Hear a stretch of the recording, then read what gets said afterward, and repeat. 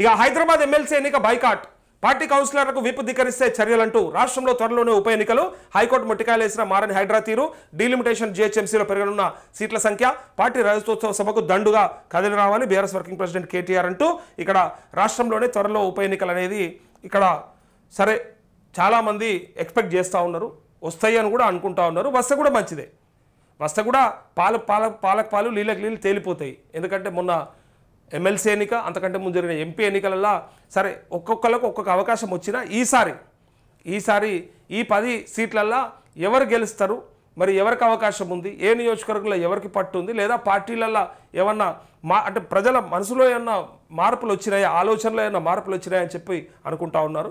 So ఇదొక అవకాశంగా స్థానిక సంస్థల ఎన్నికలకు ముందు ఇదొక అవకాశంగా అయితే 8 వారాల టైం తీసుకున్నారు. దాన్ని మళ్ళీ వాయిదా వేసిండ్రు.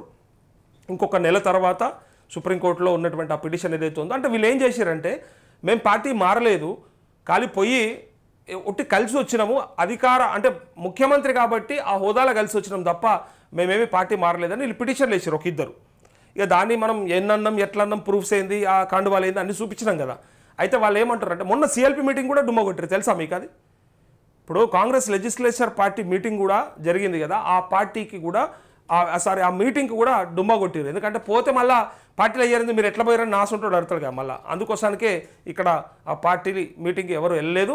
ఇప్పుడు వాళ్ళు ఎక్కడ డిస్క్వాలిఫై అవుతారో అనే అనుమానంతో ఉన్నారు వీళ్ళు కూడా. బీఆర్ఎస్ చాలా ధీమాగా ఇది ఎట్లా ఉందంటే ఇప్పుడు పెట్టుకుంటున్నటువంటి ఈ సభ కూడా ఎన్నికలకు ముందు పెట్టుకునే ఏదో అంటారు కదా శంకారావం పూరించినట్టుగానే ఉన్నది అని వాళ్ళ హోప్తో ఉన్నారు. సో చూద్దాం మరి అది డిస్క్వాలిఫికేషన్ పిటిషన్లా మరి ఏడు దాకా వస్తుంది, మరి స్పీకర్ నిర్ణయం తీసుకుంటాడా, తీసుకోకపోతే మరి ఆయనని మరి స్పీకర్ని కూడా పిలిచిన సందర్భాలు ఉన్నాయి కోర్టు ధిక్కరణ కేసులా అని చెప్పి అన్నప్పుడు సరే మరి ఈ స్పీకర్ అంతలోపు నిర్ణయం తీసుకుంటారా లేదంటే కోర్టు దాకా వెళ్లాల్సి వస్తుంది అనేది కూడా మనం చూస్తాం భవిష్యత్తులో.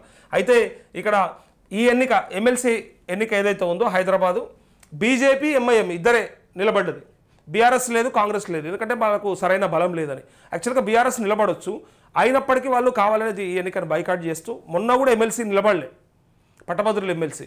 సో ఇక్కడ నిలబడకుండా పైగా పోటీలో లేదు కాబట్టి మేము ఓటు కూడా వెయ్యము అని చెప్పి అంటే కార్పొరేటర్లకి, హైదరాబాద్లో ఉండే కార్పొరేటర్లకి, కొంతమంది ఎమ్మెల్యేలకు ఉంటుంది ఉన్నటువంటి ఆ ఓటు హక్కు కూడా వినియోగించుకోకండి అని చెప్పి డైరెక్ట్గా నిన్న కేటీఆర్ అన్నాడు.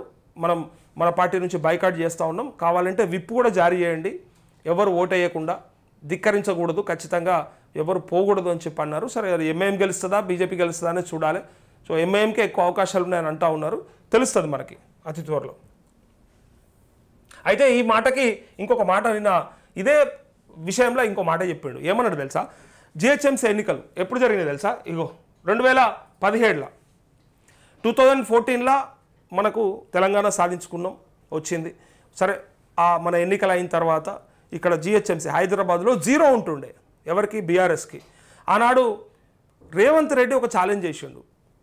అంటే ఎవరన్న మాటలకి, కేటీఆర్ అన్న మాటలకి కేటీఆర్ ఏమన్నాడంటే మేము 100 సీట్లకు పైగా సాధిస్తాం, 100 సెంచరీ కొట్టుడు ఖాయం 150 సీట్లలో, కాబట్టి 100 సీట్లు వస్తాయి మాకు అని వీళ్ళు చాలా కాన్ఫిడెంట్గా చెప్తే 2017లో రేవంత్ రెడ్డి అప్పటి టీడీపీ నాయకుడుగా, టీడీపీ ఎమ్మెల్యేగా అన్నటువంటి మాట ఏంటిది తెలుసా?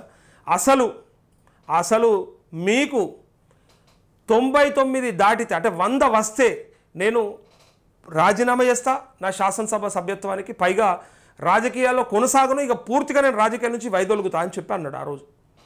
అది యాక్చువల్గా వీళ్ళేమన్నారంటే మరి 99 వచ్చినాయి కదా అన్నారు. ఆ ఎన్నికల వీళ్ళకి కరెక్ట్గా 99 వచ్చినాయి, ఒక్కటి తక్కువ వచ్చింది. వీళ్ళు అన్న మాటకి ఆయన చేసిన ఛాలెంజ్కు ఏదో దేవుడు కదా కావాలని ఆపినట్టు అయిపోయింది.